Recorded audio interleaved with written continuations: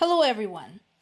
So, I understand Zelensky going to the UN to point out that not only does Russia continue to attack Ukraine, but they're also now threatening NATO countries.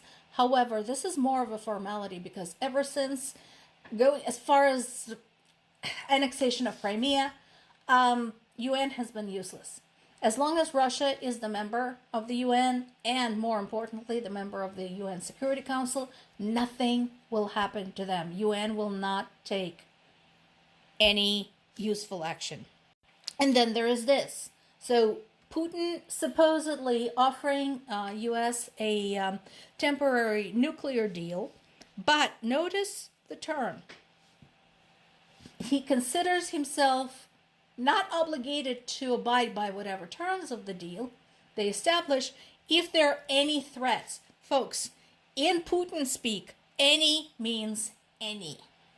So what does this mean? It could be any type of rhetoric that he doesn't like, such as, for example, calling Russia an aggressor in its invasion of Ukraine.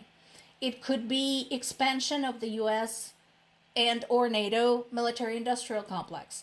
It could be expansion of U.S. weapons trade with any countries that Putin deems unfriendly.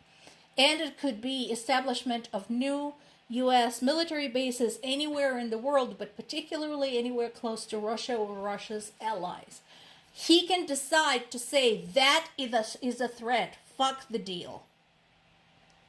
A deal is supposed to be fair to the sides involved. Supposed to be.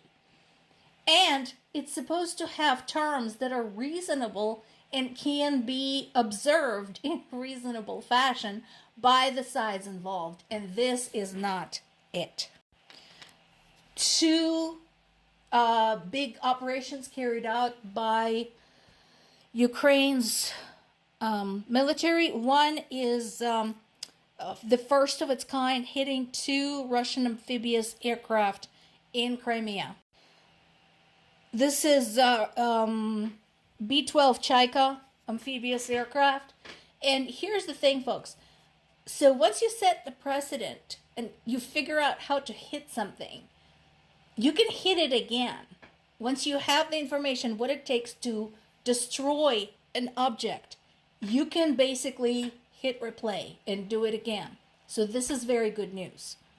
Even better news, Ukraine had struck a huge drone hub and ammunition depot, as well as S-400 air defense system. This is tremendous. We talked about this in the past. The safest weapon, the best way to combat a weapon is make sure it is never fired. The best way to defend from a drone or a missile is to make sure that it is never launched. And this is exactly what they're doing. And that should be a serious disruption.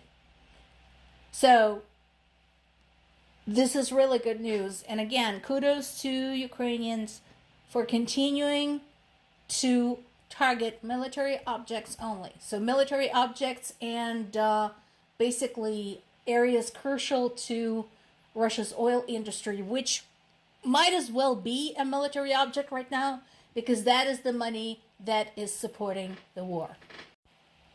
Now, Trump is saying that he will defend Poland and the Baltic states, but I'm pretty sure nobody there is taking him seriously, nor should they, because if it's anything how he defended Ukraine, well, we all know what happened. And case in point.